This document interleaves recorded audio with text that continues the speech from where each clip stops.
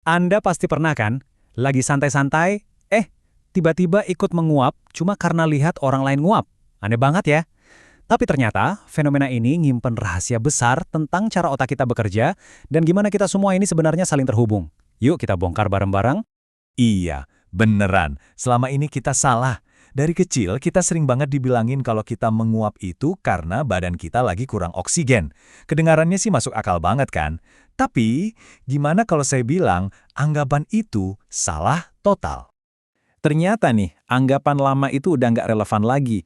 Sains modern nunjukin sesuatu yang jauh lebih keren. Menguap itu sebenarnya kayak AC alami buat otak kita. Jadi, pas kita capek atau bosen, suhu otak kita itu bisa sedikit naik. Nah, tarikan napas dalam pas menguap itu bantu mendinginkan otak biar kita tetap waspada. Dan yang bikin kaget, teori kurang oksigen ini udah dibantah dari tahun 1987. Bayangin, udah puluhan tahun kita salah paham. Tapi, ini jadi nimbulin pertanyaan baru yang lebih dalam. Kalau ini soal pendinginan otak, kenapa kok bisa nular? Oke, sekarang kita masuk ke bagian yang paling seru dari misteri ini.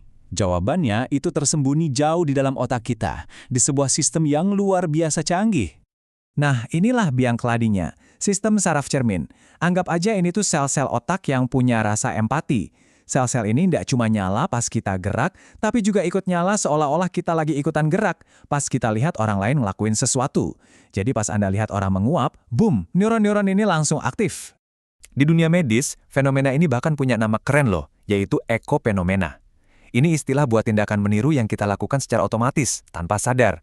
Mirip deh kayak pas kita nggak sengaja ngetuk-ngetuk jari ngikutin irama, atau niruin logat orang setelah ngobrol lama. Otak kita emang udah diprogram buat meniru. Dan efeknya ini kuat banget. Sekitar 60-70% dari kita bakal ikutan menguap setelah lihat orang lain. Jadi, kalau Anda merasa sering banget ketularan, tenang aja. Anda nggak sendirian kok. Itu respon yang sangat normal. Respons mayoritas orang. Bahkan, saking kuatnya rangsangan visual ini, sebuah penelitian nunjukin kalau Anda itu 6 kali lebih mungkin buat menguap setelah ngelihat orang lain melakukannya langsung di depan mata. 6 kali. Gampang banget ya otak kita terpengaruh. Pernah coba nahan nguap? Susah banget kan? Rasanya hampir mustahil. Nah lucunya, pas Anda berusaha keras buat nahan uapan, aktivitas di bagian otak yang ngatur gerakan malah jadi makin tinggi.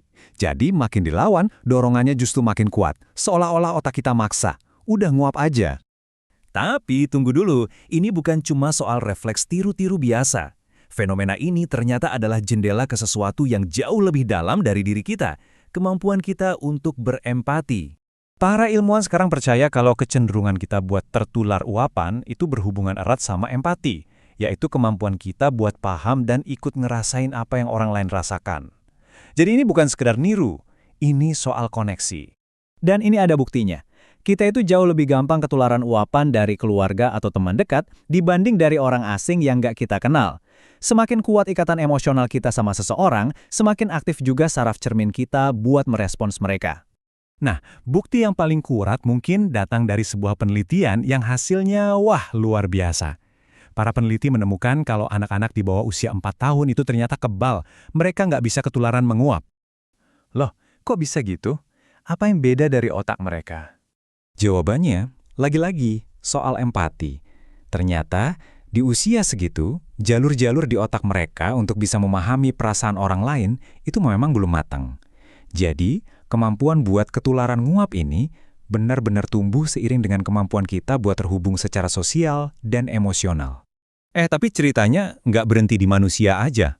Sesuatu yang jarang banget dibahas adalah ikatan empati ini ternyata bisa menembus batas antar spesies.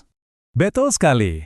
Anjing peliharaan Anda, sahabat setia yang punya ikatan kuat sama Anda, juga bisa ketularan uapan Anda. Ini bukan kebetulan, tapi cerminan dari hubungan emosional yang dalam antara kita dan mereka.